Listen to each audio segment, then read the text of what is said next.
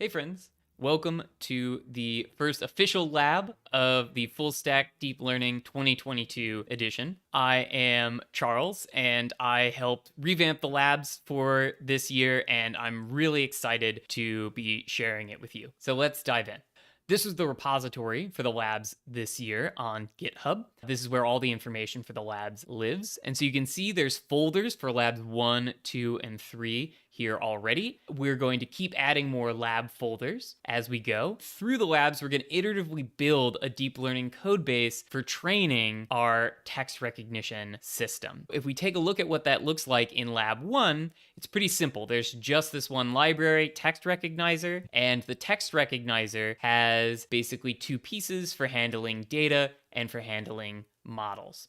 If we look at the directory for lab 2, we'll see now we've got an extra library for training, and we still have that text recognizer library, but it's gotten more complicated. We've added more pieces. We've added lightning models, for example. If you're following along with local development, then what you'll do is clone this repository, and every week as we release new labs, you can clone it again. If you're watching this after the course has ended, you'll just clone it once and you'll have all the labs. And to do a lab, you'll go into each lab folder, look at the notebooks, and open this notebook in Jupyter from the command line. So for more details on how to get set up with local development, you can check out the video on getting local development set up. Doing that requires that you have a Linux machine with a GPU available locally or set one up in the cloud. The easiest way to get started is just use Google Colab. So jumping back to the main page to the README and scrolling down, we can find this table which has all the labs in it and then these badges that you can click that will open the notebooks up in Colab. So I'm going to go ahead and click this one for that first lab, Deep Neural Networks in Pytorch.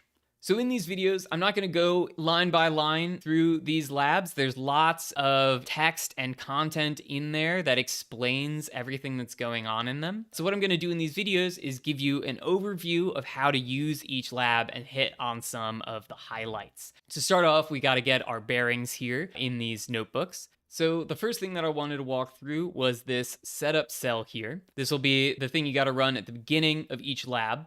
So let's go ahead and run this. On Colab, it clones the repository and sets up the environment. If you're running things locally, you don't need to clone, you don't need to set up the environment. It just gets us in the right directory so that we're ready to go. Once it's done, it prints out the directory that we're in, lab 1's directory, and the contents there. So it's got that text recognizer library. So from there, we can just keep going and go through the lab if you want. But a heads up that these notebooks are not static. You can edit them and change them as you need. So for example, I might be curious what's going on inside of that folder. So I can add an additional cell, and in that cell, write my own Python code, write my own shell commands. For example, I can issue a shell command, find, and look at just what's inside that text recognizer directory. So it shows me the contents of that directory, the models folder, the data folder, and all those Python files. I can also run Python code, so I could import textrecognizer.data.util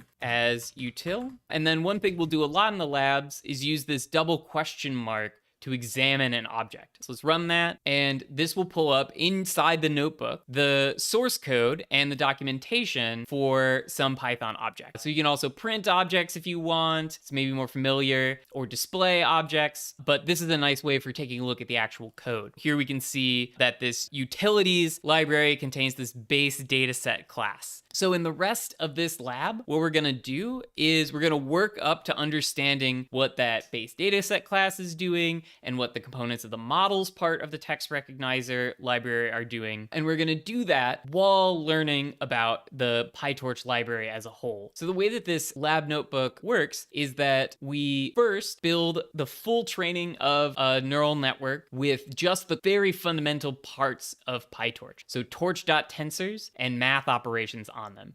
And then we iteratively replace bits of that with higher level abstractions inside Torch and then eventually from the text recognizer library. And we eventually end up with a much cleaner, neater way for fitting neural networks and for trying out different data sets, different models. And then in following labs, we'll continue to elaborate on top of that. So just two last things that I want to cover at a meta level about these labs and notebooks. The first one is that you're going to want to run these notebooks linearly, so from top to bottom. If I'm scrolling along here and reading and not executing the cells, and then I come across one that's interesting, and let's say I want to run this one, and I run it, I'll get an error. It says xtrain is not defined. And the reason why is because it's expected that you've run the cells up to this point when you get to this cell. So xtrain is defined up here when we're building our data set. So when this happens, what you can do is run all the cells before the one that you're currently running again. The way to do that in Colab is runtime run before. There should be a way to do that in other types of notebooks.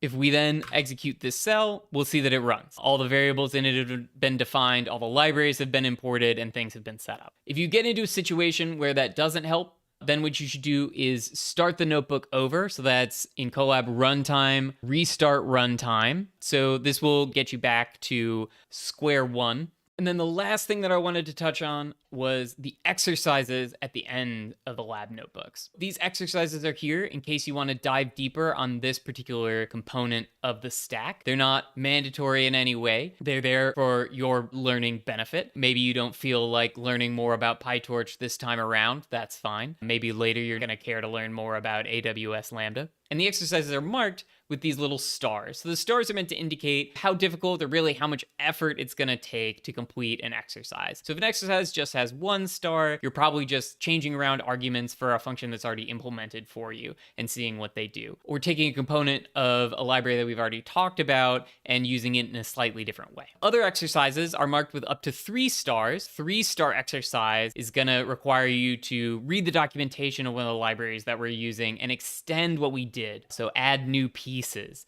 implement new functionality. And then you'll also find some 2-star exercises that are somewhere in between. That's all I have to say about this lab. So go ahead, dive right in, start learning about Pytorch and torch.nn, and I will see you in the next lab on Pytorch Lightning and convolutional networks.